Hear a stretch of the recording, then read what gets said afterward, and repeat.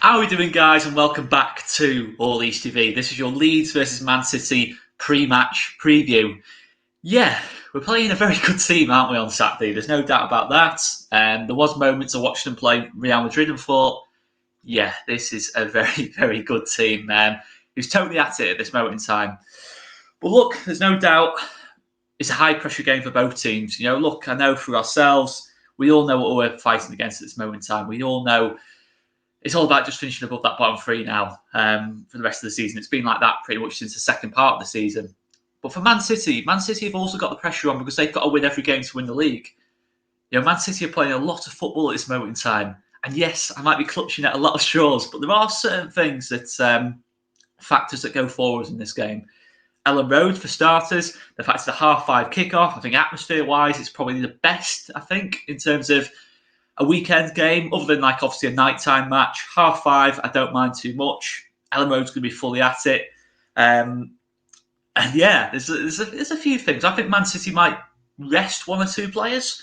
It wouldn't surprise me if 𝐃𝐿 comes in. 𝐷zinchenko might start again at left back. So Man City might not necessarily be at full strength. Don't get me wrong. 𝐃𝐿, Zinchenko, Gundogan, Sterling, all the players that might come in that didn't play against Real Madrid. I think Zinchenko did actually. But all kind of like the second choice players in terms of the backup players for Man City will probably come in for this game, or many of them will. But they're still very good footballers. I'm not going to say that. I'm not going to say we're suddenly favourites. They are still very good footballers in their own right. But when you're making so many changes, we've seen once or twice with City. I think they drew at Crystal Palace, drew at Southampton.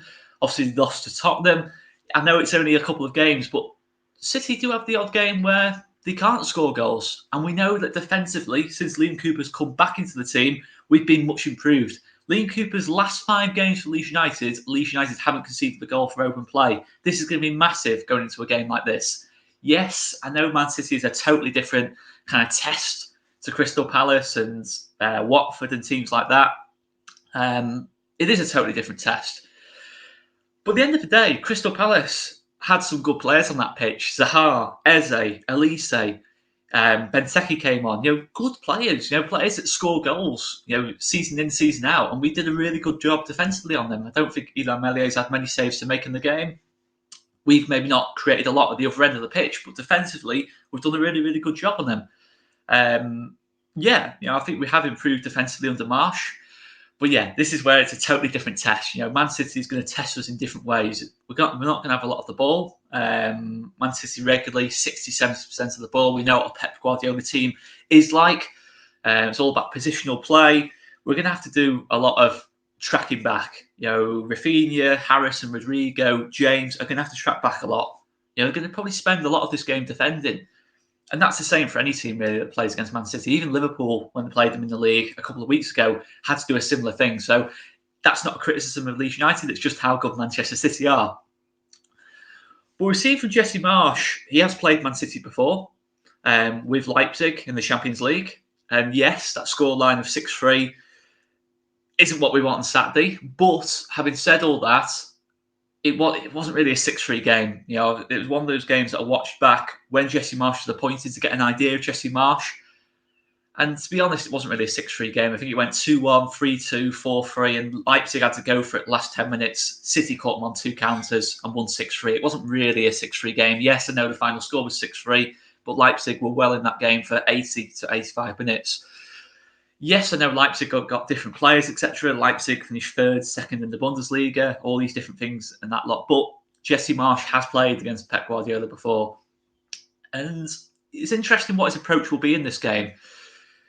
I think Jesse Marsch's words in the press conference was he wants us to be brave but pragmatic. So that sounds to me like we're still going to press, high press, but when City are able to beat the press, we're going to get into a low block. A little bit like what we did against Crystal Palace, but probably to a bigger extent because we know Man City, between the lines, you've got your KDBs, you've got your Bernardo Silvas, who are just, you can't allow them to turn and have time and space on the ball or start counter-attacks or start transitions. You can't allow them to do that. They're so dangerous in those situations. I think KDB is probably at his peak at this moment in time in terms of the productivity, in terms of goals, assists, creating chances, man-of-the-match performances, running games. He's an absolutely fantastic footballer. And I would very much hope that he's rested for this game. But we've got to remember City have still got to win this game from their point of view. In terms of ourselves, our team, I'm expecting our starting 11 to be pretty much the same as what it has been in recent weeks. I think the only debatable point is who will play alongside Kalvin Phillips. Will it be Robin Koch or will it be Matthijs 𝐾𝐿? It's a hard one. It is a hard one. I think obviously Robin Koch defensively, being a centre-back, I think naturally breaks the game up better than Matthijs 𝐾𝐿. But I think Matthijs 𝐾𝐿, in terms of the quality it gives you in possession, and we will need to, when we do get the ball, we will need to maybe from time to time try and keep it just to relieve a bit of pressure from this Man City team. So it's an interesting one. I would have thought we'll go with 𝐾𝐿. Jesse Marsch was very complimentary in terms of how much he likes 𝐾𝐿 as a person as well as a footballer. In his pre-match of the game, I know 𝐾𝐿 came off after 45 minutes against Crystal Palace, but I thought that was more tactical than based on Matthijs 𝐾𝐿's performance. I'm expecting a fairly open game. I think we will try and defend quite deep from time to time. We will have to. I think every team has no choice in the matter sometimes against Man City, because when the fullbacks are almost playing like wingers and the wingers are almost playing like strikers, they're going to naturally push you back from time to time. It's what Man City are absolutely brilliant at doing: sustaining pressure, sustaining attacks, and just being in control of football matches. We've got to make sure this press is absolutely spot on. If it is 𝐾𝐿 playing at the back, I don't think he's as good on the ball as what Laporte is. For example, he's still good on the ball, but not quite Laporte's level on the ball. Zinchenko's not quite Cancelo's level on the ball from left back. And I know it's little things I'm looking at, saying that maybe if we get the press spot on, we can force one or two mistakes from them. We saw from Liverpool, yes, I know it's Liverpool, in the FA Cup, when Man City made a couple of changes, the difference in technical quality playing out the back. If Man City do make a couple of changes at the back, maybe we can press effectively from those situations. Fernandinho, I'd imagine, will come in instead of Rodri. Again, Fernandinho is one of the best holding midfielders I think the Premier League's ever seen. I'm not going to criticise Fernandinho in any way, but the only thing I would say is that if you can get Fernandinho on a booking, it makes the job a lot easier. It makes it harder for him to break up the game. Rodrigo, Rafinha, running through the middle, maybe they can force a couple of situations where Fernandinho's got to make a tackle, and if you can get him on the booking, absolutely brilliant. But again, these are little things. These aren't going to be, probably won't be decisive in the game. You know, in terms of it's going to be a percentages game.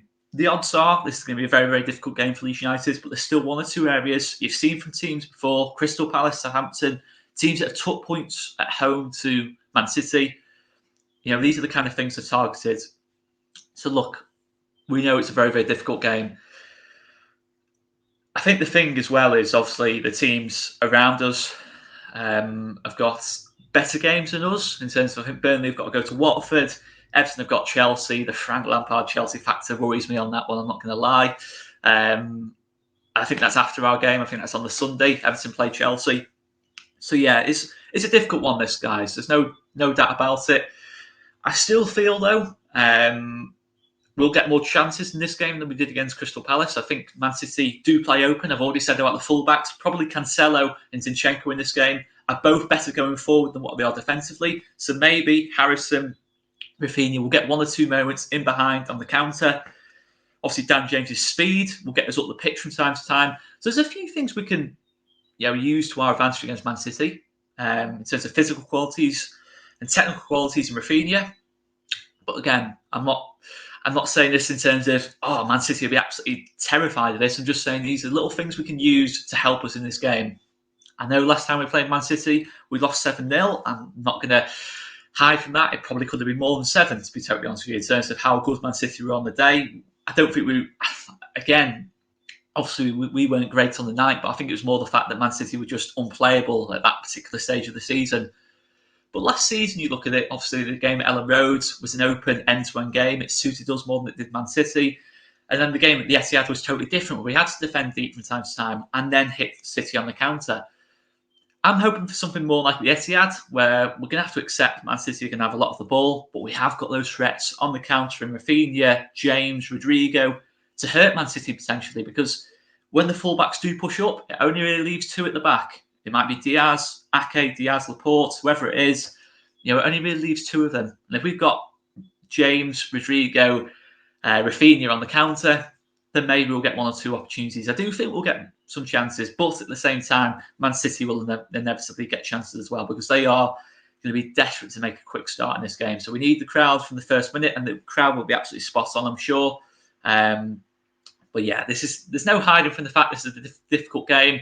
But I'm also not buying into the narrative that we should just write this game off. We should not write any game off at this stage of the season. Man City, Arsenal, Chelsea, we can hurt all these teams in different ways. We've shown it since we've been in the Premier League. We've been able to get results against these teams. Maybe not so much this season, but I think we have improved in recent weeks. And we did see from the start of the end of last season, that we could compete with these teams. So it'd be interesting to see what kind of approach Jesse Marsch does use in these games. But yeah, I'm going to leave it there anyway, guys. That's been a pre-match preview. Make sure you check out Scott's pre-match preview as well. There'll be plenty of content after the game too, when Leeds United have beaten Man City. And yeah, nice and easy, guys. Anyway, see you later, guys. Make sure you smash that like button and hit the subscribe button as well. And I will see you later, guys.